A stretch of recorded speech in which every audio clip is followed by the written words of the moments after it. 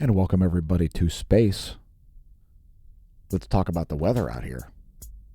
Starting with what's going on the sun. There's a C-class flare we captured in this imagery of Sunspot 2882.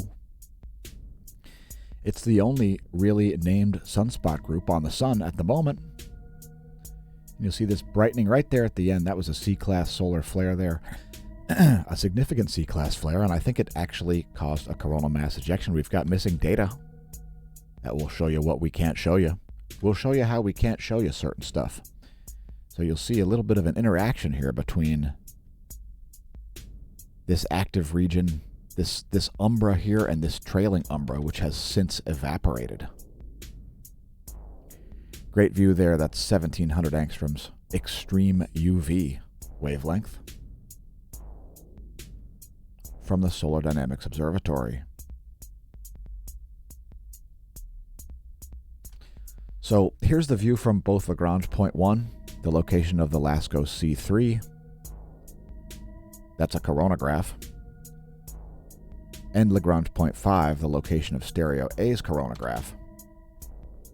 And we reinstituted our coronal mass ejection warning last night. We suspended it throughout the day yesterday and then noticed some phenomenon about to happen. I think this did cause a coronal mass ejection, but there's missing data, so it's just not showing up yet. Too early to see. I'm not sure where the data got. Where did all the data go?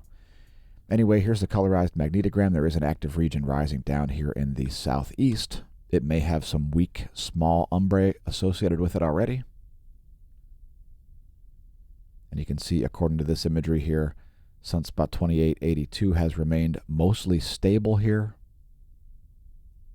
over the past day or so. Here's a full disk view in 304 angstroms ionized helium, also from the Solar Dynamics Observatory.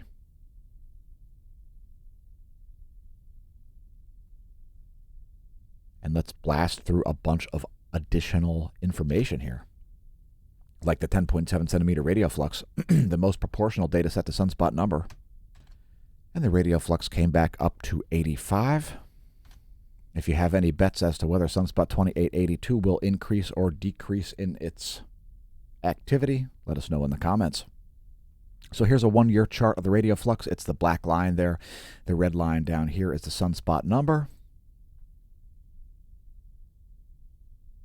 And we'll only have one named Sunspot 2882 today, at least so far. And there's the NOAA forecast for the Space Weather Enthusiasts dashboard.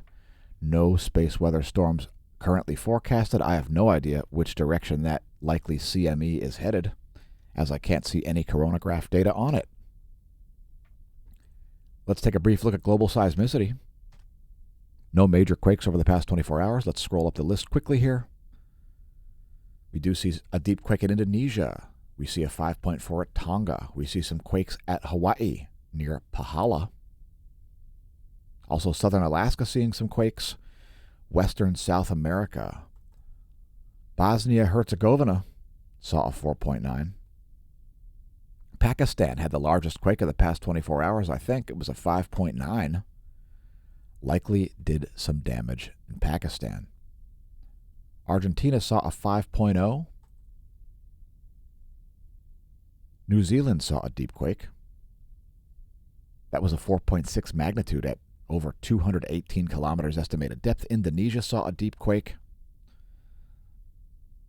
That was a 4.9. Continuing on to talk volcanoes, and before we do, you're going to see nonsense all over the Science Wire today about this, probably. This is the La Palma volcano, and SciTech Daily, a publication that I love and read on the regs, scitechdaily.com, jumping the shark with this clickbaity, nonsensical article, calling that gravity waves. Yeah, that's gravity waves, folks. That's their theory.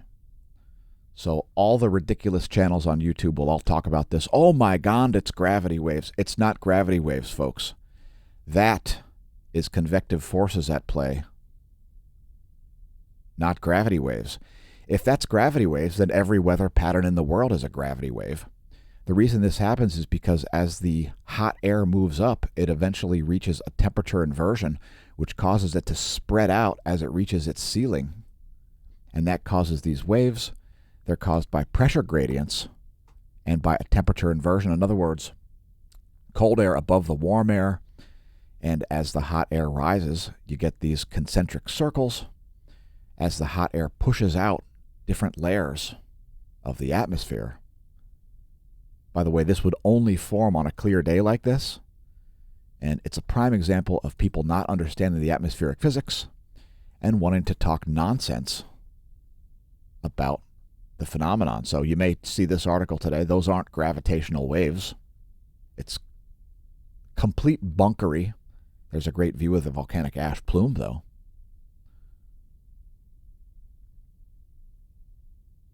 And I don't know why I'm scrolling. Those aren't gravity waves. Those are whatever. Anyway, let's see what else is erupting, and it looks like a volcanic uptick continues here as the La Palma volcano erupts in fairly spectacular fashion here. We've got some more footage of it. A giant hellscape forming here to give you some scope of how huge this eruption really is. Let's cut the volume.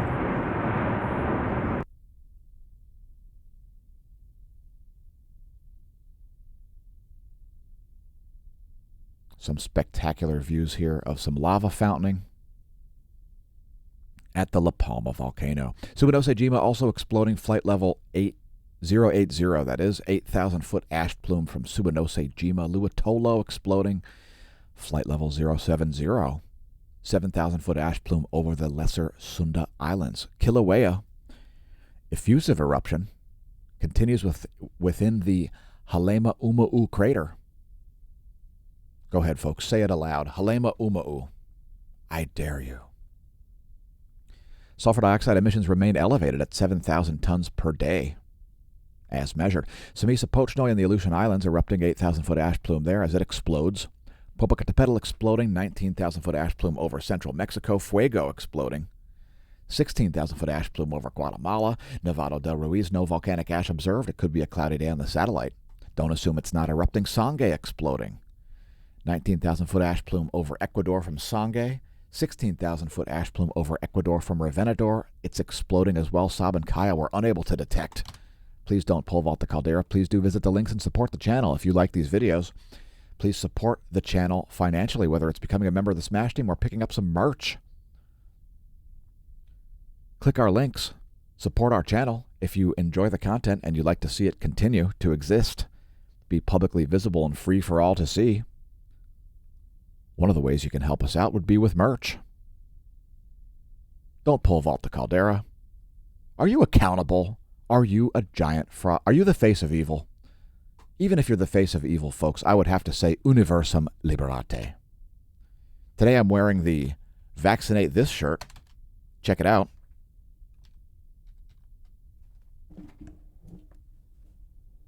Yeah. My vaccination status is absolutely none of your business. Yeah, the Health Insurance Portability and Accountability Act of 1996. HIPAA. Your vaccination status is none of my business, and mine is none of yours. Don't be a COVIDiot. I'm wearing the Essential Tea in Blaze Orange, as nothing says don't run me over or shoot me like a Blaze Orange shirt. You can find links to that at smashomash.com. That's the SMASho merch shop. Just spectacular designs. Respect existence or expect resistance.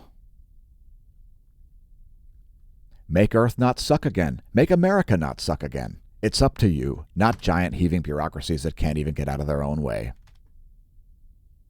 Continuing on, and welcome to the Neo-Renaissance, by the way. Congratulations on realizing our channel exists. Smashomash.com. Our spectacular homepage has all kinds of links on it, so check it out. Let's look at some magnetic data here. Now, folks, there's something that seems to be misunderstood about magnetism. Magnetism in space is a thing. Magnetic fields have no problem in the vacuum of space. However, or the relative vacuum, the very low pressure environment of space, let's just say, since space isn't empty. What happens in those magnetic fields is plasma orients to those magnetic fields. The plasma isn't the magnet creating the fields. The plasma aligns to the fields and gives us insight into where the fields are located. It's a chicken or egg argument, and in physics, that matters. Anyway, there's the GOES magnetometer over the past 3 days. And we are seeing a bit of a magnetic indecision happening on the eastern portion of the sun. Let's take a look at it. Here's the heliospheric current sheet's polarity.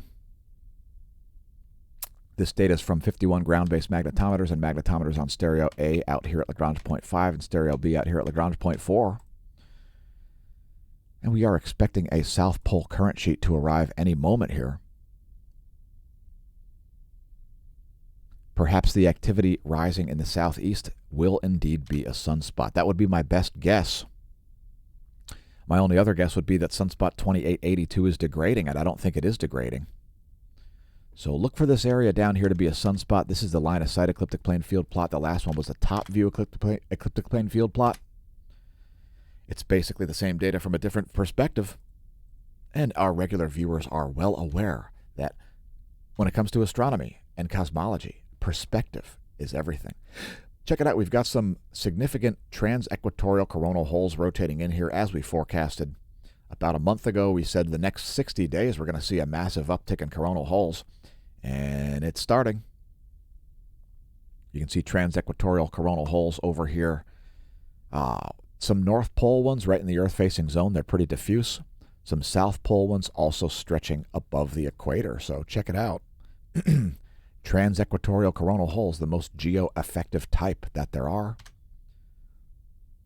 Here's a view of them. And the ones that are facing the Earth now are North Pole oriented. These ones down here are South Pole oriented. 193 angstroms is a great wavelength to observe coronal holes.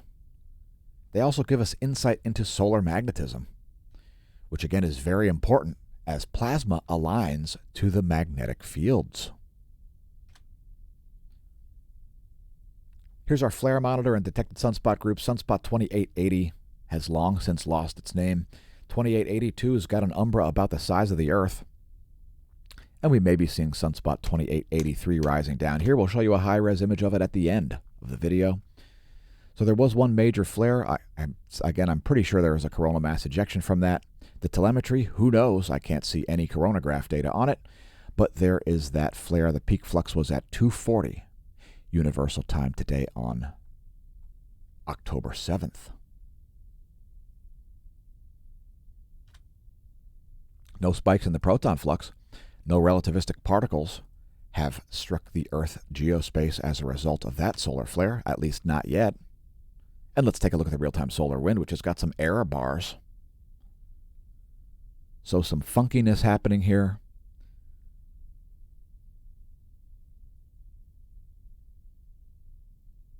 Some velocity spikes showing up there.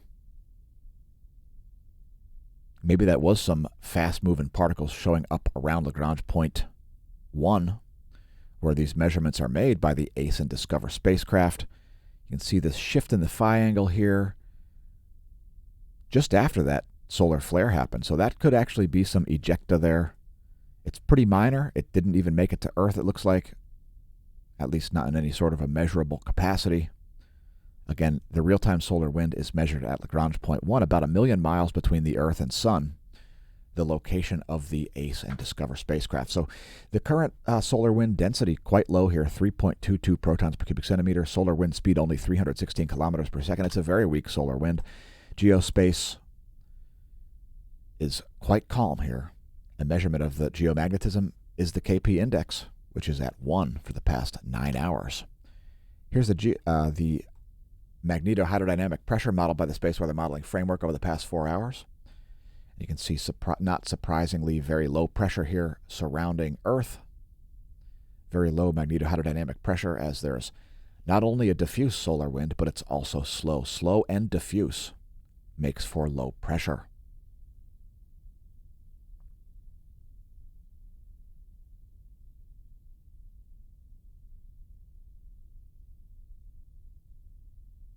can see some minor increases in pressure waves happening there. Quite low pressure here in the geospace. It's mainly a result of a diffuse and slow solar wind. So looking at ground magnetic perturbations here, since we're currently living a geomagnetic excursion, we show this daily to show where changes are occurring in Earth's B field. It's known as geospace delta B. Did you know that the South Magnetic Pole has left the Antarctic continent entirely as someplace south of Australia in the Southern Ocean? Yeah, it's known as a geomagnetic excursion. Anyway, here's where things are located in the solar system. Mars looking quite lonely over there. Let's advance this 1 week. There's where things will be in a week. In 1 week, we will have a gibbous waxing as we approach the October full moon. Are you scared? Have I spoken enough in a stilted voice and acted silly throughout the month of October sufficiently? Next, a star chart. It's in the-sky.org. If there's a star that you'd like to be scared of this star right here, the tail of the swan.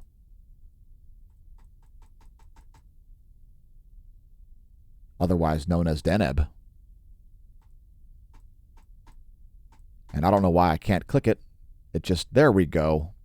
Where were you when Deneb rose, or perhaps when Deneb set? Were you aware that that is the most intrinsically bright object visible from Earth? Yeah. I don't know why it's so unfamous, but there's a whole thread about it. And its relativistic speed companion, Cygnus X3, at smashomash.com/forum in the Cosmology Forum. Let's do a cosmology segment, speaking of cosmology. BL Lacertae objects are a type of active galactic nucleus where they have a series of massive variations in their spectra. So these type of active galactic nuclei are also blazars sometimes, and these were originally thought to just be variable stars.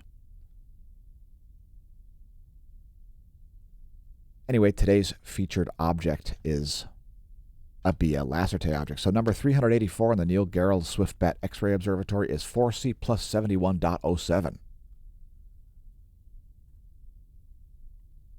So if you go to the Neil Gehrels Swift-Bat X-ray Observatory, you scroll down to 384. There you have it. That's not right. What the heck? It's BWE 1133 plus... Okay. How the heck did I do that? Yeah, so object, quote, random and quote object is BWE 1133 plus 6753. Let's take a look at it on Simbad in order to link to the CDS portal.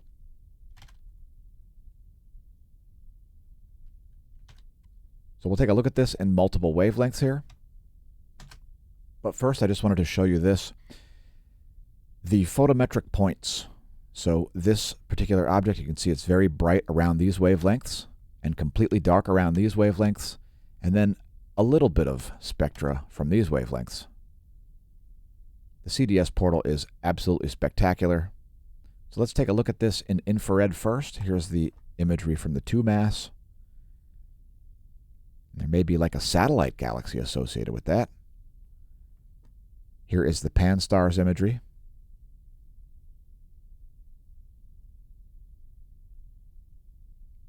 You can see that bright, perhaps satellite galaxy or something like that. Here it is on the Galix. And that is the ultraviolet light spectra from that galaxy. Again, known as BWE 1133 plus 6753, number 384 on the Neil Gehrels Swift-Bat X-ray Observatory, the BL Lacertae active galactic nucleus. Today's astronomy picture of the day is quite spectacular. It includes M8, Messier object number 8. Another complex nebular cloud. This one's located at about 5,000 light years distance, and you can see all kinds of both emission and absorption features there. A bunch of dust lanes, perhaps some voids showing up as well. Another great astronomy picture of the day. If you want to go check this one out yourself, it's at apod.nasa.gov. You can probably go to a website like smashamash.com or apod.nasa.gov. Smashomash.com/smashteam has replaced Patreon, so make sure you check it out. Also, check out the rest of our cosmology segments at youtube.com/smashomash/playlists. There are over 200 cosmology segments, which are separate from daily space weather videos. Some are included. Some daily space weather videos are included in cosmology segments, and that's today's cosmology segment. Next, we'll look at charging hazards surrounding planet Earth, and we don't see any. Satellites are looking safe at the moment. Here's the relativistic electron flux over the past year, reported by Solon.info. Here's a 3-day chart of the greater than or equal to 2 mega electron volt electron flux by the GOES 16 and 17. And I'm expecting an uptick in the electron flux within the next 24 hours. So here's the forecast model. I would say that we're going to be up here. I disagree with the forecast model. And here's the total electron content forecast right after we show you the Earth's Van Allen belts. There are the distances to things like the outer Van Allen belt, inner Van Allen belt, low Earth orbit. Yeah, the International Space Station, it orbits at about 230 miles. Your GPS satellites orbit at about 12,500 miles. The SDO orbits at about 22,000 miles. Anyway, here's the total electron content forecast. And Earth's electron belts are looking pretty normal at the moment. Nothing too exciting going on there. GPS error is most likely to occur around the equator at noon. Here's another diagram of the atmosphere, because we're going to show you the Ionosphere layer next, located at about 300 kilometers of altitude. In many ways, it's the bridge between Earth and space, a molecularly complex area. We're seeing massive anomalies here over places like the Central Atlantic Ocean, especially. Also over South America. You can see right about here a massive uptick there in vibrational frequency. Each one of those blobs of color are 1 megahertz, 1 million vibrations per second. You can see making it all the way up to 14 megahertz there.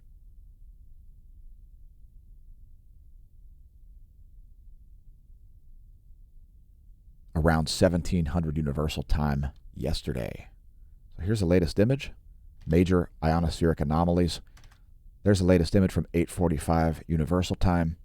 Here is the anomalygram showing you departure from the 30-day median in megahertz.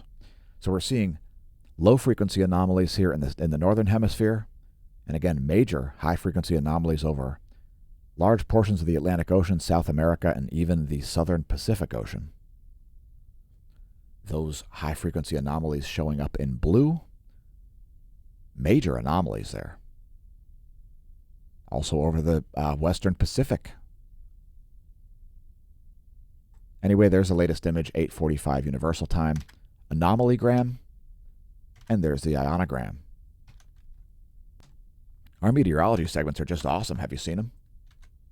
They usually premiere before the daily space weather videos. Here come bonus features in the form of the latest from the Lermonth ground-based observatory in Lermonth, Australia.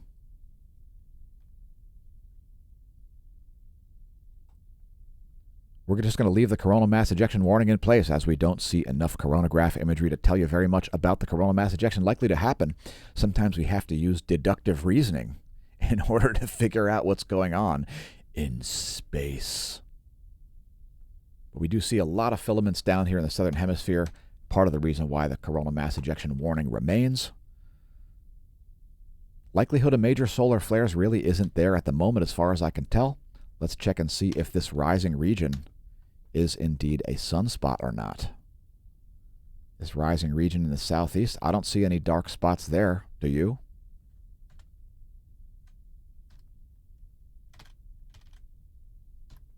And here's the latest magnetogram. Those do not look like sunspots. So looks like we're going to only have one named sunspot, Sunspot 2880. Here's some composite imagery. This is 171 and 131 angstroms from the Solar Dynamics Observatory. We'll close out on these wavelengths with a couple of close-ups. What will you be keeping an eye on throughout the day today? The pun will be intentional when I say I'm keeping an eye on it. I'm keeping an eye on it, as these wavelengths are ions, ionized iron, ions, ionized iron. Anyway, we'll close things out with this close-up in 2 wavelengths of Sunspot 2882. Thanks again for tuning in. Congratulations again on realizing our channel exists, and may that solar wind be at your back.